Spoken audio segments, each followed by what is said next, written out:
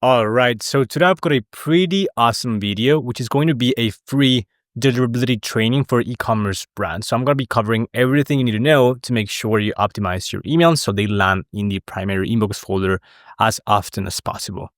All right, so with that being said, let me dive right into it. What's the agenda for today? First, I'm going to be talking about the importance of email deliverability. Second, what impacts email deliverability. Third, the common deliverability mistakes and how to fix them. And fourth, best practices for better inbox placement, aka deliverability. All right.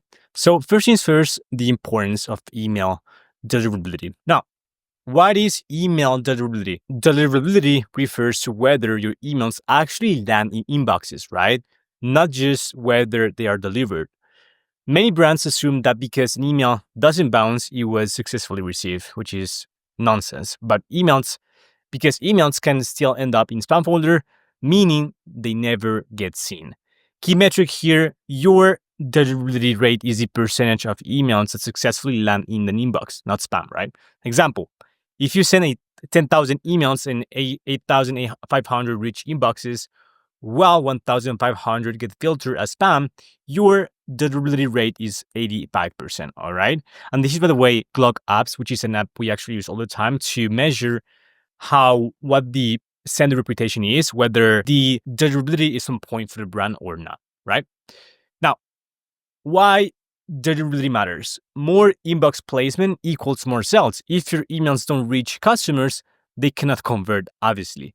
Spam filtering costs money. If even 10% of your list lands in the spam folder, that's a huge loss in revenue, as you may know. Deliverability impacts reputation. If enough emails get flagged, ISPs may start blocking you. Consider this. If fixing deliverability leads to just a 5% increase in inbox placement, that can mean thousands of dollars in extra revenue per month for your brand. So that's why it is so important. We want to maximize how many people see your emails, aka how many of your emails actually land in your primary inbox folder. Okay? What impacts email deliverability? So, first things first, we've got sender reputation. Think of sender reputation like a credit score for your emails. The better your track record, the more inboxes you will reach. What affects reputation? Engagement, so opens, clicks, replies. Spam complaints, so people making your emails, marking your emails as spam. And then third, bounce rates, so sending to bad email addresses because the customer misspelled it, or because it already expired, or there are many other reasons. Example, if too many people delete your emails without opening them, ISPs may assume your content is not relevant and send future emails straight to spam.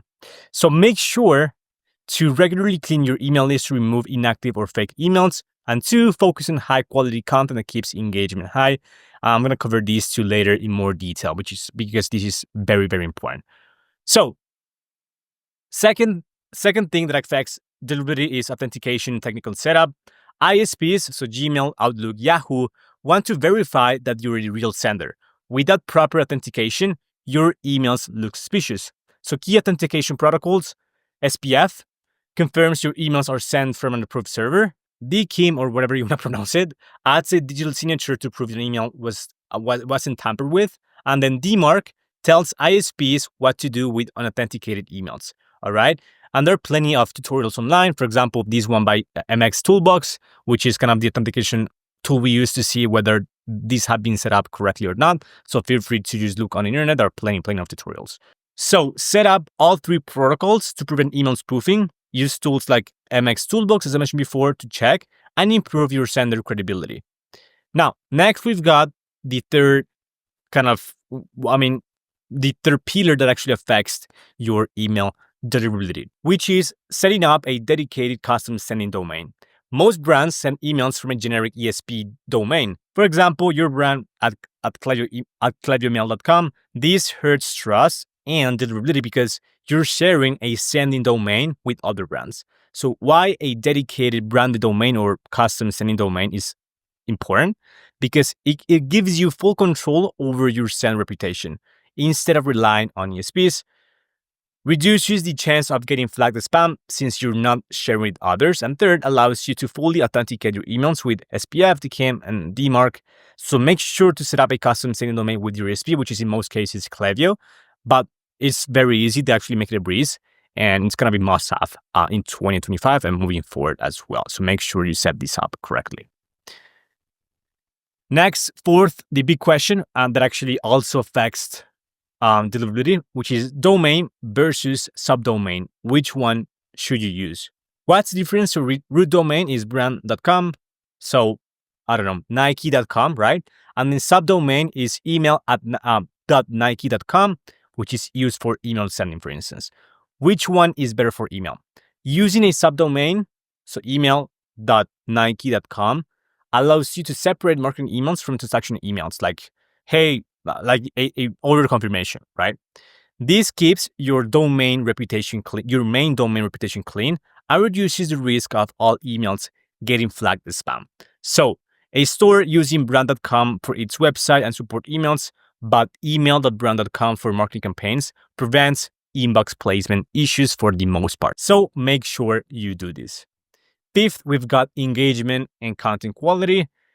ISPs track user behavior to decide if your emails belong in the inbox or spam folder. Positive engagement signals, opening the email, clicking links, moving the email to another folder, the primary, for example. Negative engagement signals, ignoring emails, no openings, no clicks, deleting emails immediately. And then third, marking emails as spam, of course.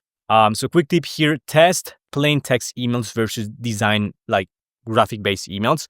Sometimes text-based emails get higher engagement and better inbox placement because, of course, they don't have any graphic and it's going to be patterned in a route. For example, here, we've got this email from Juvenon, from the founder, Nathan, which is the co-founder and CEO. And then, as you can see, it's pretty a text-based. And these, I can guarantee you, this works really, really well. All right. So I'm going to be covering right now the biggest deliverability mistakes that I see all the time when we audit multiple Klaviyo accounts. I mean, we audit like multiple Klaviyo accounts every single week, and I see these all the time. Number one, sending too many emails to unengaged subscribers. If people have not engaged with your brand in 3 to 6 months, continuing to email them hurts your reputation. So fix it by sunset inactive subscribers. So gradually reduce the frequency or remove them completely from your Klaviyo account or whatever ESP you're using, and send a re-engagement campaign before suppressing them as well. Mistake number two, ignoring list hygiene. This is a big one. Old or invalid emails create bounces, which signals to ISPs that you're not maintaining a clean list. So do the following to fix this. Clean your list every month. Depends on how big your email list is actually. If you have a bunch of emails, like, I don't know, 500,000 plus, then I might recommend you do it every 2 weeks or so, right? So do that to remove inactive or fake signups. So do that again every month or so. It depends on your brand size. So these are the best practices for better deliverability as well. Of course, I'm going to be echoing and just covering things that I already covered previously. But first, we've got segment and send smartly. So send more frequently to engage subscribers. Second, reduce frequency to inactive subscribers, right? So or remove them altogether. Third, separate new versus repeat customers. This is a big one. They need different messaging. Someone who has not purchased from you needs a different messaging angle than someone who already purchased from you. So a prospect versus a customer. I already created a complete email segmentation masterclass video, so feel free to check that out. This is extremely valuable. I cover pretty much everything you need to know about segmentation here. All right. Second best practice is to optimize email content. So keep subject lines clear and relevant. Avoid spammy words like free or act now or something like that, or like emojis all around the freaking subject lines, because of course that screams spammer. All right. Second, don't send image-only emails. Include a bit of live text so ISPs can read your content. It doesn't necessarily need to be the entire email, but potentially a section or two, or just like live text. And make sure you also add alt text to all the images you use. So again, the Google or Yahoo, whatever, can read your emails, if you will. And then third, compress images. So faster load times equals a better experience. You can use a platform like TinyPNG, which is the one we use at the agency, to compress all the graphic slices you want to export onto Klaviyo. Third, we've got monitor your deliverability metrics. So first, use the Google Postmasters tools, monitor spam complaints and IP reputation, MX Toolbox, checks authentication setup, and then finally your ESP reporting, so tracks engagement by domain, Gmail, Yahoo, Outlook. For example, with Klaviyo, that's pretty easy and really helpful as well. So also check your Gmail reputation weekly in the Google Postmasters tool here, and then identify sudden drops in open rates by email provider. For example, if with Klaviyo, if you happen to notice that for the Gmail users, the open rates are lower than normal, and I've already covered how to check that out before. So I'm gonna leave the link to the video here so you can check that out. But essentially, if you notice that, then you already know the Gmail reputation may be at risk. So it's time to take action. And again, in this video right here, I cover what you need to do to basically fix this. All right. Now, key takeaways here. Better inbox placement equals more sales. Simple as that.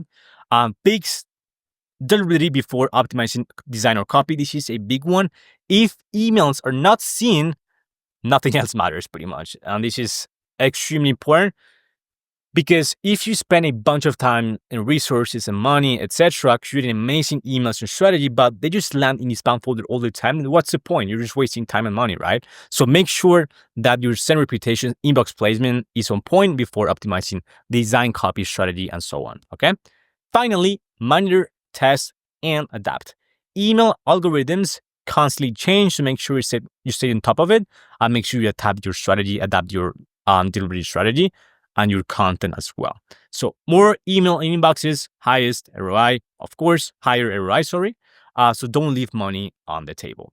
All right. Well, thanks so much for watching this video right here. If you're running an e-commerce brand doing over 50K per month right now, you want a high performing email marketing team to handle your retention marketing and scale it to the moon, feel free to essentially book a call with me. A link to my calendar is going to be in the description box below. So feel free to go in there and book it, and that works for you.